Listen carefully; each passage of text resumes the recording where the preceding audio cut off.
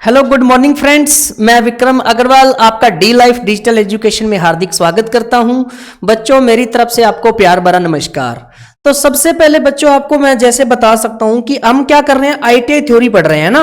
तो ITI theory के अंदर हमारा टॉपिक चल रहा है एसी थ्योरी। बहुत ही इंपॉर्टेंट है बच्चों ये टॉपिक, और इसके बारे में हम बेसिक पढ़ भी चुके हैं, आपको सिग्नल के बारे में बता चुके हैं, डीसी और एसी में फर्क भी बता चुके हैं, है ना। तो आज हम इससे कुछ इंटरेस्टिंग टॉपिक लेके आए हैं जो आपका है इंपीडेंस। जैसे अगर मैं बात करता हूं बच्चों डीसी सर्किट के अंदर, तो डीसी सर्किट में क्या होता है, डीसी सर्किट में रेजिस्टेंस होता है, प्रतिरोध। इसी प्रकार आपका क्या होता है बच्चों, एसी थ्योरी के अंदर क्या होता है, प्रतिबाधा बोलते हो जिसको आप इंपीडेंस। तो बच्चों यहां पर आपके पास इंपीडेंस आ जाता है। डीसी सर्किट में सिर्फ प्रतिरोध की बात की जाती है, और इंपीडेंस के अंदर बच्चों तीन चीजें आ जाती है। प्रतिरोध तो होता ही है, उसके बाद कैपेसिटर और इंडक्टर जो है तो उनका रिएक्टेंस देखें तो कैपेसिटिव रिएक्टेंस और इंडक्टिव रिएक्टेंस। तो इंडक्टिव रिएक्टेंस XL से प्रदर्शित करते हैं और कैपेसिटिव को क्या करते हो, XC से। तो बच्चों हम ज्यादा समय ना लेते हुए चलते हैं क्लास में। देखिए, तो आज का जो टॉपिक है हमारा प्रतिबाधा, जिसको बोला जाता है इंपीडेंस, है ना। तो इंपीडेंस क्या होता है बच्चों, किसी एसी परिपथ में विद्युत धारा प्रवाह के लिए विद्यमान कुल अवरोध प्रतिबाधा कहलाता है। जैसे आपका प्रतिरोध क्या करता है, धारा के मार्ग में बाधा उत्पन्न करता है, उसी प्रकार ही प्रतिरोध की जगह आपका प्रतिबाधा आ गया है एसी के अंदर। क्योंकि प्रत्येक एसी परिपथ में प्रेरकता व धारिता के अतिरिक्त कुछ न कुछ प्रतिरोध भी अवश्य होता है। तो बच्चों ये तो होगा ही होगा, एल और सी, इसके अलावा कुछ न कुछ उसका प्रतिरोध भी होता है, ठीक है ना। प्रतिबाधा को जेड से प्रदर्शित करते हैं और इसका मात्रक ओम होता है। तो बच्चों जो इंपीडेंस होता है उसको हम जेड से प्रदर्शित करते हैं और इसका मात्रक क्या होता है, ओम होता है, ठीक है ना बच्चों। तो यहां पर मैंने एक ट्रायंगल त्रिभुज बना के बताया है। तो बच्चों इसको हम आर से आर से प्रदर्शित करते हैं। आर क्या होता है, रेजिस्टेंस, एक्स क्या होता है, रिएक्टेंस, और Z बराबर √R² प्लस X²। तो बच्चों यहां पर R जो है वो आपका प्रतिरोध है, R क्या है, प्रतिरोध, और X क्या है, रिएक्टेंस, और जो Z बराबर आपने लिखा है, Z आपका क्या है, प्रतिबाधा, जिसको आप इंपीडेंस बोलते हो। तो बच्चों यहां पर Z बराबर √R² प्लस X²। तो ये जो आपने लिखा है Z बराबर √R² प्लस X², यही आपका इंपीडेंस का फॉर्मूला होता है, ठीक है ना। और X क्या है आपका, रिएक्टेंस। तो बच्चों इस तरीके से Z बराबर क्या बन गया, √R² प्लस X²। तो बच्चों ये आप नोट करिए जल्दी से, फिर हम चलते हैं नेक्स्ट। तो इस तरीके से हमने Z बराबर √R² प्लस X²। अब X क्या है इसके बारे में आपको बताता हूं, इतना नोट हो गया ना। चलते हैं नेक्स्ट। देखिए यहां पर मैंने अभी आपको बताया था कि बच्चों जो X है, X बराबर क्या होता है, XL माइनस XC। आपने लिखा है X बराबर XL माइनस XC। तो बच्चों यहां से अगर मैं आपसे एक छोटी सी बात पूछूं, तो X मेरा है परिणामी रिएक्टेंस। रिएक्टेंस हो चाहे आपका इंपीडेंस हो चाहे प्रतिरोध हो, कोई भी टाइप की रिएक्टेंस हो बच्चों, इसका मात्रक ओम ही होता है। तो यहां से देखो Z बराबर प्रतिबाधा ओम के अंदर, XL इंडक्टिव रिएक्टेंस है वो भी ओम के अंदर, XC कैपेसिटिव रिएक्टेंस है वो भी ओम के अंदर, और R तो होता ही है ओम के अंदर। तो बच्चों आपको कभी भी इसका यूनिट जो है वो ओम ही करना है। बच्चे कई बार परेशान हो जाते हैं कि सर प्रतिरोध का मात्रक ओम होता है, तो इसमें सोचने लगते हैं, उल्टा पुल्टा लगाए आते हैं, वहां पर नंबर कट जाता है। तो जब मैं आपको बता रहा हूं कोई भी टाइप का रिएक्टेंस हो, प्रतिरोध हो, उसका मात्रक हमेशा ओम होगा। तो X बराबर XL माइनस XC, और अभी मैंने आपको पीछे बताया था Z बराबर √R² प्लस X²। तो बच्चों इसके अंदर अगर मैं वैल्यू पुट करूं तो √R² प्लस X की जगह क्या लिखूं, XL माइनस XC और उसका स्क्वायर। तो बच्चों ये आपके पास क्या बन गया, प्रतिबाधा। तो फाइनल ये बन के आ गया। देखो जो मैंने बनाया Z बराबर R² plus XL minus XC का होल स्क्वायर, तो बन गया ना। इस तरीके से जेड बराबर आपका ये फॉर्मूला बन जाता है। बस ध्यान ये रखना, कोई भी इंपीडेंस हो, कोई भी आपका चाहे इंडक्टिव रिएक्टेंस हो, कैपेसिटिव रिएक्टेंस हो, प्रतिरोध हो, उसका मात्रक हमेशा क्या होगा, ओम होगा। ठीक है ना। नेक्स्ट, अब बच्चों एक बात और बता देता हूं, इंपीडेंस जो होता है ना, एक फॉर्मूला और लिख लीजिए यहां पर। इंपीडेंस को हम लिखते हैं जेड बराबर आर प्लस अल्टा एक्स। ठीक है बच्चों, यहां से अगर मैं कहूं तो जेड आपका क्या है, प्रतिबाधा, आर क्या है, प्रतिरोध, अल्टा, ये अल्टा होता है, ठीक है ना। और अल्टा स्क्वायर होता है बच्चों -1 के बराबर, ये भी नोट कर लेना, काम आएगा। और एक्स आपको पता है क्या होता है, रिएक्टेंस। तो जेड बराबर आर प्लस अल्टा एक्स, यहीं से आपका बच्चों ये बना है जेड बराबर root R square plus x square. तो आर स्क्वायर, अब आप कहोगे सर अल्टा स्क्वायर तो -1 होता है, तो बच्चों ये जो इंपीडेंस होता है ये मैग्नीट्यूड में होता है, जेड बराबर root R square plus x square. तो जब रूट के अंदर टर्म आएगी मैग्नीट्यूड में हमेशा पॉजिटिव आता है, इसलिए R square plus x square ही लिखा जाता है। ठीक है ना। अब यहां पर देखिए एडमिटेंस क्या है बच्चों, एडमिटेंस। एडमिटेंस क्या होता है बच्चों, इंपीडेंस का उल्टा होता है, ये प्रतिबाधा का उल्टा होता है। तो देखिए इंपीडेंस प्रतिबाधा का विलोमानुपाती क्या कहलाता है, एडमिटेंस। और एडमिटेंस को बच्चों y से प्रदर्शित करते हैं, इसका मात्रक महो। अब इंपीडेंस जो था, प्रतिरोध था तो ओम था, ओम का उल्टा क्या हो गया बच्चों, महो। तो इसका जो मात्रक है वो इस तरीके से बनाते हैं, महो या फिर सीमेंस। क्या होता है, या फिर सीमेंस। तो बच्चों इंपीडेंस जो है y है वो z का क्या है, उल्टा। तो y बराबर 1/z यही लिखा हुआ है। ठीक है ना। तो अब यहां से मैंने आपको अभी एक चीज बताई थी बच्चों, अब ये तो आपको पता चल गया। अब एक बात का ध्यान रखना, z बराबर मैंने क्या बताया था, r प्लस अल्टा एक्स, अभी बताया था ना। ये देखिए z बराबर r प्लस अल्टा एक्स। तो बच्चों अब यहां से मैं क्या करूंगा, आपको इतना तो बता दिया कि z का उल्टा होता है y, z का उल्टा क्या होता है, y, विलंबनपाती है। और r का उल्टा होता है बच्चों g, r क्या है, प्रतिरोध, और g क्या है बच्चों, चालकता। प्रतिरोध क्या होता है, जो धारा के मार्ग में बाधा उत्पन्न करता है। और बच्चों चालकता क्या होती है, जो अपने में से धारा का प्रवाह होने देता है। तो r का उल्टा g और z का उल्टा y और x का उल्टा होता है बच्चों b। ये बहुत इंपॉर्टेंट है, x क्या है, रिएक्टेंस, और b होता है ससेप्टेंस। तो मैं यहां पर लिख दूं क्या, देखिए हमारे पास एक तो ये आ गया, z होता है y का उल्टा, नंबर 1। नंबर 2 होता है बच्चों r किसका उल्टा होता है, g का। ये सारी चीजें आपने पढ़ी हुई है। और तीसरा बच्चों क्या बन गया, x का उल्टा क्या हो गया, b। ये चीजें अब बच्चों यहां पर ये तो लिख दिया, इसके अंदर आपका एक नया नाम सिर्फ क्या है, b आया है या x आया है। तो यहां पर बच्चों z जो है वो है इंपीडेंस, इंपीडेंस। ठीक है ना, आजकल इंपीडेंस ही लिखा आता है। y क्या है, एडमिटेंस।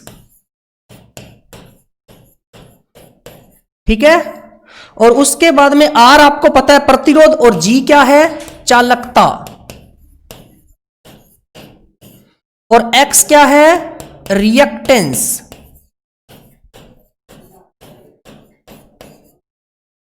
और b क्या है, ससेप्टेंस।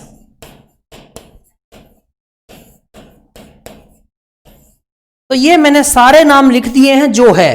तो अब यहां पर देखिए, तो मेरा जो समीकरण बन के आया वो ये आ गया, z का उल्टा y और g और b। तो y बराबर क्या हो गया बच्चों, g प्लस अल्टा b। एक तो ये आपको समीकरण हमेशा याद रखनी है। अब देखिए बच्चों y बराबर क्या होता है, 1/z।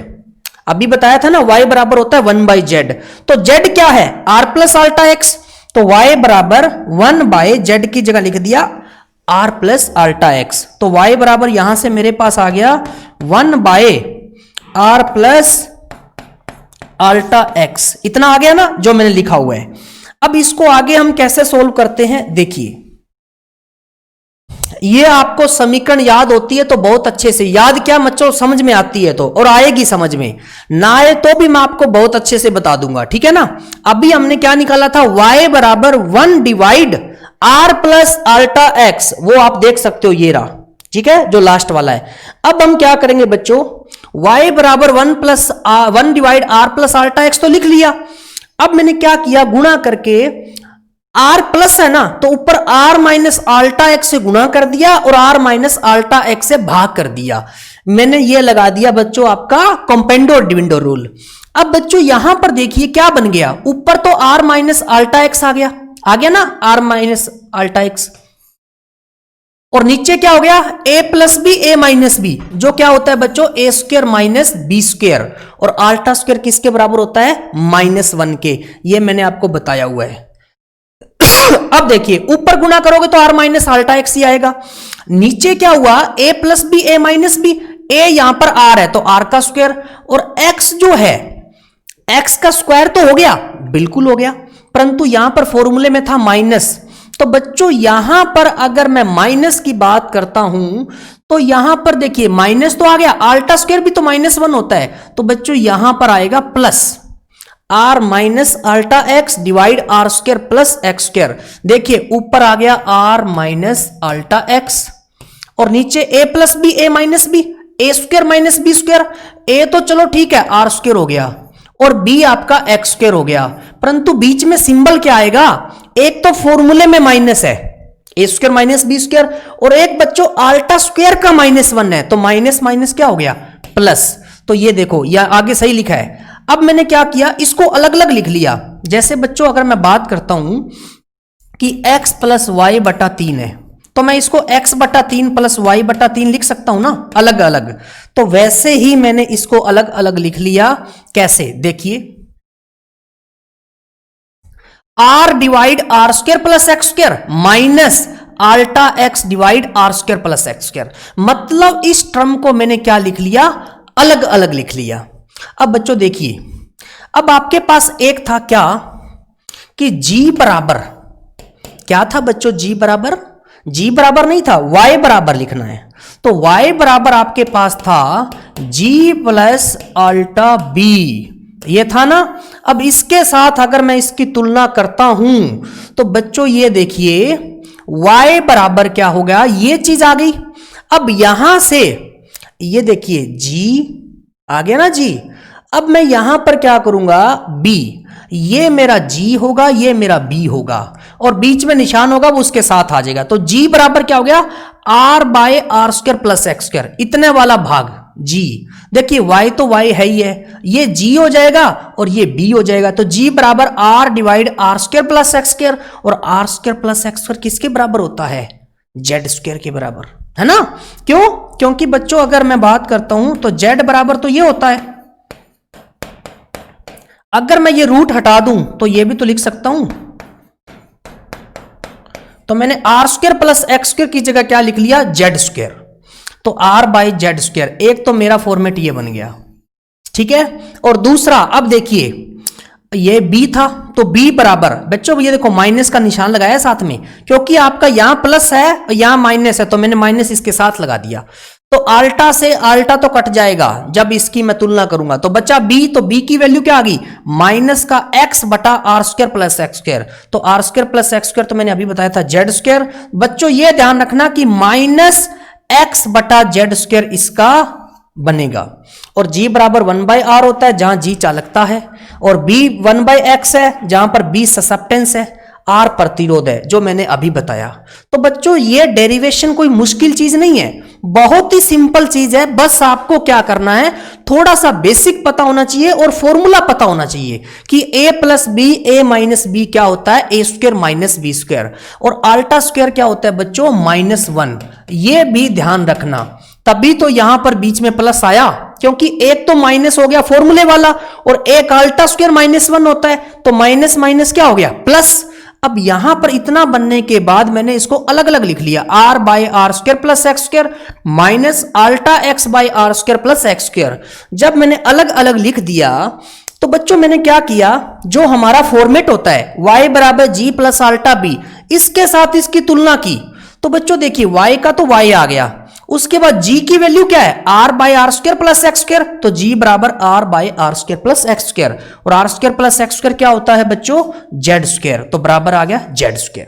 उसके बाद ये क्या था b, तो b बराबर माइनस का चिन्ह साथ में लेना, क्योंकि बच्चों आपका फॉर्मेट में प्लस है तो यहां पर माइनस आ गया, x बटा R square plus x square, आल्टा से आल्टा कैंसिल हो गया, तो b का वैल्यू ये आ गया, मतलब minus X by Z square, तो minus X by Z square. तो बच्चों ये दोनों g और r की वैल्यू आ गई, जहां पर g बराबर 1 बाय आर है और b बराबर 1 बाय एक्स है। इसको आप 2 बार कॉपी पर नोट करके खुद को समझिए, ना समझ में आए तो बच्चों मैं आपको फिर से बताऊंगा, ठीक है ना, परंतु ये चीज समझ के आएगी तभी आप इसका क्वेश्चन कर पाओगे। तो जल्दी से इसको कॉपी पे नोट कीजिए। तो ये बच्चों नोट हो गया, चलते हैं नेक्स्ट। देखिए अब बच्चों मैंने यहां पर प्रश्नोत्तरी लगाई है जो आपको पता होना चाहिए। अब मैंने जब आपको इतना समझाया है तो क्वेश्चन भी हो जाएंगे। तो देखिए बच्चों एसी परिपथ में ससेप्टेंस के संदर्भ में कथन सही है। बच्चों ससेप्टेंस जो होता है, जो आपने लिखा है ना ससेप्टेंस, इसको हम बी से प्रदर्शित करते हैं। किससे प्रदर्शित करते हैं? बी से। पहला क्वेश्चन तो ये भी बन जाता है। और बच्चों ससेप्टेंस के बारे में हम जानते क्या हैं? अपना देखिए, इसको छोड़िए। ससेप्टेंस जो होता है वो बी होता है, और किसका उल्टा होता है? रिएक्टेंस का। तो मैं कह सकता हूं 1/x। एक तो मुझे ये पता है, और दूसरा मैंने अभी निकाला था ससेप्टेंस, ये देखिए b बराबर -x बटा जेड स्क्वायर। तो मैं यहां पर लिख लेता हूं b बराबर -x बटा जेड स्क्वायर। तो मेरे पास ये दो चीजें आ जाती है। अब मैं चलता हूं ऑप्शन की तरफ। तो b बराबर x बटा जेड, x बटा जेड तो कहां से आएगा बच्चों? x बटा जेड नहीं है ना, तो x बटा जेड तो आप नहीं करोगे, गलत करोगे। b बराबर x बटा जेड स्क्वायर, x बटा जेड स्क्वायर तो है परंतु माइनस का है, तो ये भी गलत होगा। तो b बराबर -x बटा जेड स्क्वायर बिल्कुल सही है, क्योंकि यही हमने अभी निकाला था। b बराबर -x बटा जेड स्क्वायर। अगर बच्चों माइनस का चिन्ह नहीं लगाओगे तो गलत हो जाएगा, ठीक है ना। और b बराबर एक्स स्क्वायर बटा जेड, ये भी गलत हो जाएगा। तो बच्चों आपका जो आंसर है वो कौन सा ऑप्शन आ जाएगा? सी ऑप्शन आ जाएगा, b बराबर -x बटा जेड स्क्वायर, या फिर b बराबर 1/x होता है। ये दो ही हमारे को ससेप्टेंस के मामले में पता है। तो इन चीजों से हमने देखा, तो आपका आंसर कौन सा बन गया? C option. अगर आप अपना ऑप्शन बनाते हो ना तो क्वेश्चन बहुत अच्छे से हो जाएगा और सही भी होगा। अब उसने हमारे पास क्या दिया है क्वेश्चन, देखिए।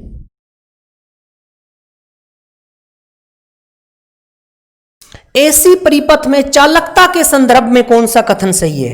अभी जब हम ससेप्टेंस के बारे में बताए थे, तो अब हम किसके बारे में बता रहे हैं? अब चालकता को किससे प्रदर्शित करते हैं? चालकता को आप G से प्रदर्शित करते हो। किससे प्रदर्शित करते हो? G से। तो G जो है बेटा, एक तो R का उल्टा होता है, ये पहला कथन हमारे को पता होता है। G किसका उल्टा होता है? R का। और दूसरा हमने G का निकाला था, तो G का क्या निकाला था? ये देखिए आप, G बराबर आपने निकाला था R बाय जेड स्क्वायर। तो मैं लिख लेता हूं कि R बाय जेड स्क्वायर। मेरे पास ये दो चीजें बन के आई है G के संदर्भ में। अब मैं जाता हूं ऑप्शन की तरफ। तो G बराबर 1/x होता है? नहीं होता। G बराबर 1/r होता है? बिल्कुल होता है। G बराबर R by R square plus x square, तो r by R square plus x square भी होता है। तो बच्चों यहां पर देखिए ये भी होता है। क्यों? क्योंकि जेड स्क्वायर किसके इक्वल होता है? R square plus x square, है ना।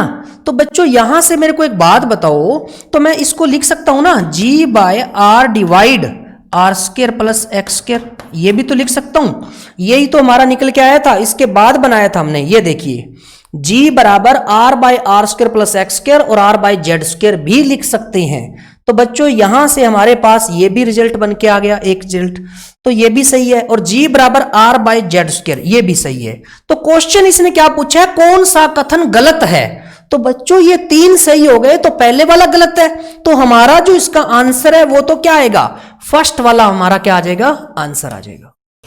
क्योंकि इसने कथन गलत पूछा है। तो बच्चों ये तो 3 सही है ना, G बराबर 1/r, G चालकता है वो प्रतिरोध का उल्टा होता है, और G बराबर r/r² प्लस x², ये हमने निकाला था अभी, और G बराबर r/z² इसलिए लिख सकते हैं क्योंकि z² किसके बराबर होता है बच्चों, r² प्लस x² के, तो r² प्लस x² की जगह हम क्या लिख सकते हैं, z²। तो ये 3 कथन सही है और पहला कथन बिल्कुल गलत है। तो आंसर हमारा हो जाएगा ए, क्योंकि उसने पूछा है कौन सा कथन गलत है। ठीक है, नेक्स्ट, वोल्टेज के सापेक्ष प्रेरकीय परिपथ में धारा होती है। प्रेरकीय परिपथ बच्चों कौन सा होता है, जो आपका इंडक्टिव सर्किट। तो इंडक्टिव सर्किट के अंदर हमने पिछले लेक्चर के अंदर पढ़ा था कि बच्चों जो हमारा होता है ग्राफ वो क्या होता है, ये अगर V है तो ये बच्चों I होता है, और ये 90 डिग्री, कौन सा, प्योर इंडक्टिव सर्किट की बात कर रहा हूं, शुद्ध प्रेरकीय परिपथ में। तो बच्चों धारा जो होती है वो वोल्टेज से क्या होती है, पीछे होती है। मतलब वोल्टेज जो कि धारा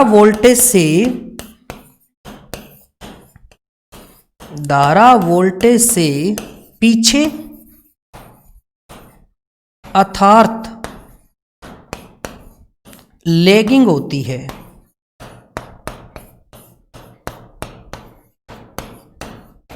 लैगिंग बोल सकते हो या पश्चगामी बोल सकते हो।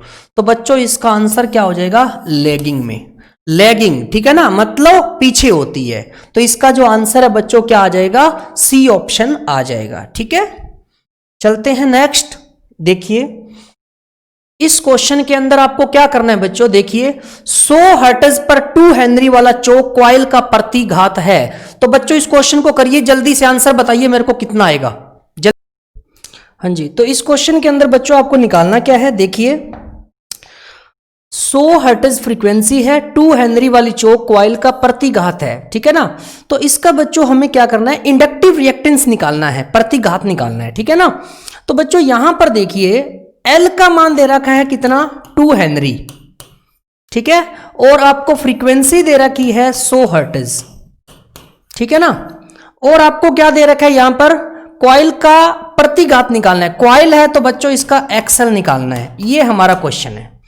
अब इसके अंदर अगर मैं बात करूं तो देखिए सबसे पहले आप क्या करोगे, सबसे पहले एक्सल होता क्या है और उसका फॉर्मूला क्या होता है। तो बच्चों एक्सल जो होता है इसके बराबर होता है 2 पाई FL, और पाई का मान आपको पता है 3.14 होता है, या फिर 22/7। तो बच्चों एक्सल बराबर 2 इंटू पाई का मान हो गया 3.14 इंटू F कितना है 100, और L कितना है, L है बच्चों 2। अब बच्चों यहां से अगर मैं देखूं तो मेरे पास क्या बन के आ जाएगा, 3 इंटू 3.14 है, 14 है, इसकी 100 से गुना करोगे 314 हो जाएगा। तो 314 की 2 से करोगे 628, 628 इंटू 2 कितना होता है 1256। तो बच्चों आपका जो आंसर है वो कौन सा आ जाएगा, डी ऑप्शन। तो एक्सल जो है वो किसके बराबर है, 2 पाई FL के बराबर है, और पाई का मान कितना लेना है बच्चों, 3.14। ये सबको पता होता है, ठीक है ना, या तो 22/7 या 3.14। तो F आपका 100 था, L आपका 2 था, तो 100 की जब 3.14 से गुना कराएंगे तो 314 बन गया। 314 दूना 628, 628 का डबल होता है 1256। तो इसका आंसर आ जाएगा डी ऑप्शन, 1256 ओम। नेक्स्ट क्या क्वेश्चन है, देखिए आपको क्या बोला गया है कि धारितीय प्रतिघात, धारितीय प्रतिघात बच्चों किसको बोलते हैं, XC को बोलते हैं, कैपेसिटिव रिएक्टेंस बोलते हैं जिसको। धारितीय प्रतिघात का मान परिवर्तित होता है बच्चों, निम्न पैटर्न के अंदर धारितीय प्रतिघात बोल देते हैं, और इंग्लिश के अंदर आप इसको क्या बोलते हो, कैपेसिटिव रिएक्टेंस। कई बार हिंदी में भी लिखा आ जाता है कैपेसिटिव रिएक्टेंस, ठीक है ना। तो XC जो होता है इसका फॉर्मूला होता है बच्चों 1/2 पाई FC, ठीक है ना। और हमें रिलेशन किसका देखना है, फ्रीक्वेंसी के साथ। तो XC का फ्रीक्वेंसी के साथ क्या है, विलोमानुपाती है। क्या है बच्चों, विलोमानुपाती। तो विलोमानुपाती को आप क्या लिखते हो, अगर मैं यहां से बात करूं XC मेरा कैपेसिटिव रिएक्टेंस है जो 1/2 पाई FC के बराबर होता है। बच्चों इसने रिलेशन जो पूछा है वो फ्रीक्वेंसी के साथ पूछा है, तो XC बराबर 1/2 पाई FC है, तो मैं ये कह सकता हूं कि XC के साथ फ्रीक्वेंसी का क्या रिलेशन है, इनवर्सली प्रोपोर्शनल का है। तो XC is inversely proportional to F, तो मैं यहां से कह सकता हूं F XC का उल्टा है। और बच्चों XC यहां पर होता क्या है, कैपेसिटिव रिएक्टेंस। क्या होता है, कैपेसिटिव रिएक्टेंस। कई बार ना हिंदी में ऐसे ही लिखा आ जाता है और बच्चे निमी पैटर्न के चक्कर में बोलेंगे कि सर धारितीय प्रतिघात नहीं लिखाया। आजकल मैंने मैक्सिमम अगर मैं देखूं 90% यही लिखा आता है, 10% आप एग्जाम देते हो DMRC वगैरह तो वहां पर धारितीय प्रतिघात लिखा आ जाता है। तो बच्चों यह भी ध्यान रखा करो कि XC होता क्या है, कैपेसिटिव रिएक्टेंस, और XC का फ्रीक्वेंसी के साथ रिलेशन क्या है, विलोमानुपाती का। अब बच्चों एक बात बताओ कि विलोमानुपाती तो आपने सुन लिया और इनवर्सली प्रोपोर्शनल इंग्लिश माध्यम वालों ने सुन लिया, परंतु ये आपसे ज्यादा शाना है। उसने क्या बोला, अनुकर्मानुपाती, व्युत्क्रमानुपाती। तो बच्चों फंस गए ना, ये फॉर्मूले भी याद करके गए और ये नाम भी याद करके गए, उसने और ज्यादा उलझा लिया। तो उलझना नहीं है भाई मेरे, विलोमानुपाती का दूसरा नाम होता है व्युत्क्रमानुपाती। क्या होता है, व्युत्क्रमानुपाती, ठीक है ना। और आपका जो प्रोपोर्शनल होता है उसको हम बोलते हैं अनुकर्मानुपाती। तो बच्चों फ्रीक्वेंसी के क्या है, व्युत्क्रमानुपाती, मतलब आपका आंसर कौन सा आ गया, बी ऑप्शन। बच्चों 1 नंबर आपको तभी मिलेगा जब आपको सारी चीजें मालूम होगी। तो मैंने आपको क्या चीजें बताई, पहली बात XC का फॉर्मूला 1/2 पाई FC, उसके बाद उसने फ्रीक्वेंसी के साथ रिलेशन पूछा है तो XC F का उल्टा है, और दूसरी बात इसको बोलते क्या है बच्चों, कैपेसिटिव रिएक्टेंस। कैपेसिटिव रिएक्टेंस का अगर विलोमानुपाती है तो विलोमानुपाती का भी दूसरा नाम है व्युत्क्रमानुपाती। अब वो कहां जाएगा बताओ, अब ज्यादा से ज्यादा वो पता है कहां जाएगा, अब C के साथ रिलेशन पूछ लेगा। तो भाई मेरे पूछ लो क्या दिक्कत है, XC C का उल्टा है ना। तो बच्चों आपको सारी चीजें मालूम होना चाहिए। अब कई बच्चों के दिमाग में आएगा जिनके दिमाग में गोबर घुसा है कि सर पाई के साथ रिलेशन पूछ लिया, तो बच्चे वो कांस्टेंट वैल्यू है, पाई का मान होता है 22/7 या 3.14। तो कांस्टेंट के साथ कभी भी रिलेशन नहीं पूछेगा, वो हमेशा फैक्टर के साथ, एलिमेंट की वैल्यू के साथ रिलेशन पूछता है। तो इसका आंसर क्या आएगा बच्चों, बी आएगा। ठीक है, चलते हैं नेक्स्ट क्वेश्चन पे। देखिए क्या क्वेश्चन है, कैपेसिटिव AC परिपथ में। अब बच्चों आपको मैंने कैपेसिटिव सर्किट तो बता दिया, परंतु इसने क्वेश्चन पूछ लिया। अब देखिए मेरे साथ, अगर मैं बात करता हूं तो यहां पर क्या होता है बच्चों, I जो है ये है और V जो है वो ये है, क्योंकि बच्चों ये आपका कैपेसिटिव सर्किट आ गया, इंडक्टिव सर्किट नहीं है। या फिर इसका उल्टा आप ऐसे भी बना सकते हो, V ये है और I ये है। तो इन दोनों केस में यही बात पता चलती है कि इसके अंदर V जो है वो पीछे है, किससे, धारा से, और इसके अंदर मैं कह सकता हूं कि धारा आगे है V से। तो बच्चों बात तो वही है ना, 3 + 4 भी 7 होता है और 4 + 3 भी 7 होता है। तो दोनों का मतलब एक ही है, दोनों में बात क्या पता चल रही है कि I आगे है V से। तो इसमें क्या बोला, V पीछे I से, इसका मतलब भी तो यही हुआ I आगे है V से, और इसमें साफ साफ पता चल ही रहा है कि I आगे है V से। तो बच्चों धारा जो है वोल्टेज से आगे चलती है, इसलिए इसका जो पावर फैक्टर होता है वो लीडिंग होता है, और लीडिंग को बच्चों क्या बोलते हैं, अग्रगामी। क्या बोलते हैं, अग्रगामी। तो बच्चों आपको दोनों भाषा पता होना चाहिए, निमी पैटर्न भी और आपको हिंदी और इंग्लिश का पैटर्न भी। तो बच्चों अग्रगामी इसका पावर फैक्टर होता है जिसको लीडिंग बोलते हैं, और धारा वोल्टेज से आगे चलती है। और ये बच्चों प्योर कैपेसिटिव सर्किट की बात कर रहा है 90 डिग्री।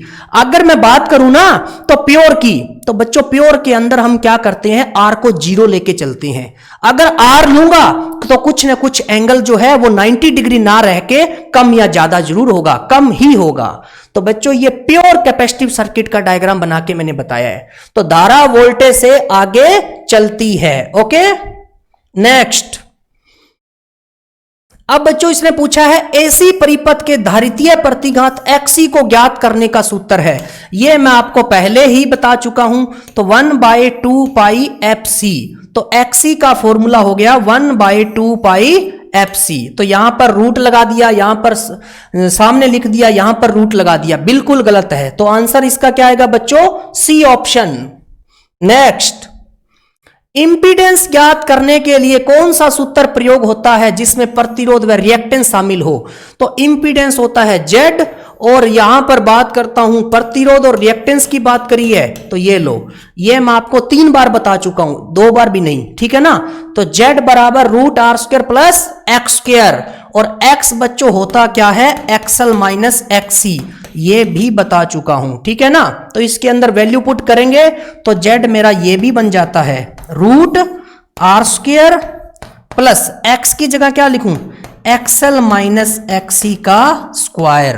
तो बच्चों ये भी बनता है, ये भी बनता है, तो उसने ऊपर वाला दिया है, आंसर मेरा क्या हो जाएगा? ए आंसर हो जाएगा। नेक्स्ट, चालकता का विलोम शब्द क्या है? बच्चों चालकता जो होती है उसको बोलते हैं G, और चालकता होती क्या है? वह चालक पदार्थ या वह कंडक्टर जो अपने में से धारा का प्रवाह होने देता है, मतलब अनुमति देता है कि धारा की पास होने की। प्रतिरोध क्या होता है बच्चों? धारा के मार्ग में बाधा उत्पन्न करता है, oppose of the electric current, ठीक है ना। प्रतिरोध क्या होता है बच्चों? प्रतिरोध, the resistance is the property of conductor which opposes the current flowing in the conductor.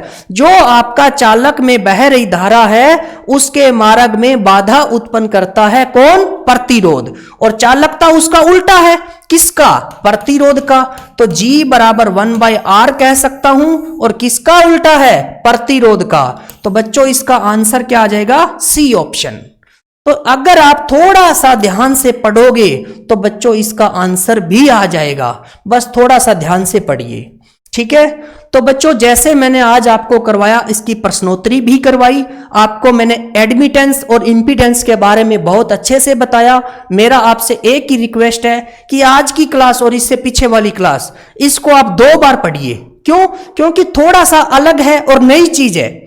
ITI वाले बच्चे हैं, इतने तक नहीं पहुंच पाते, परंतु मैं कह रहा हूं कि मैं आपके साथ हूं, आपको एक एक बात बताऊंगा। बस 2 बार वीडियो को देखिए, और जो आपको इंपॉर्टेंट पॉइंट लग रहे हैं, पहली बात सारा इंपॉर्टेंट है, आप इसको नोट करिए और क्वेश्चन को बनाइए, ठीक है बच्चों।